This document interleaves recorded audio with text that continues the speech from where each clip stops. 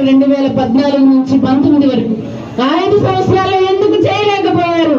ఇవాళ మీ మీద ఉన్న నమ్మకం ఏంటి? ఇవాళ జగనన్న మాట ఇస్తే మడమ తిప్పని నాయకునిగా ఇచ్చిన హామీలన్నీ 99% ఇవాళ పూర్తి చేసి ప్రజలందరికీ మీకు మంచి చేస్తేనే ఓటు వేయండి అని అడిగే దమ్మున్న నాయకుడు మన జగన్మోహన్ రెడ్డి గారు.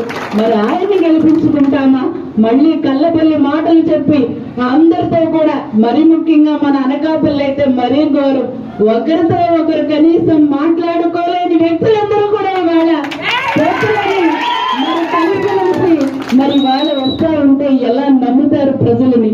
ఇవాళ మన భరత్ యువ నాయకుడు మన ప్రాంతం మీద ప్రేమతో ఈరోజు కుటుంబ వారసుడిగా ఈరోజు జగనన్న ఆశీర్వాదం పొంది ఈరోజు మనందరికీ ప్రాతినిధ్యం వహించడానికి ఉత్సాహపడుతున్న యువకుని మీరందరూ కూడా ఆశీర్వదించి భవిష్యత్తులో యాదవ్ సంక్షేమం కోసం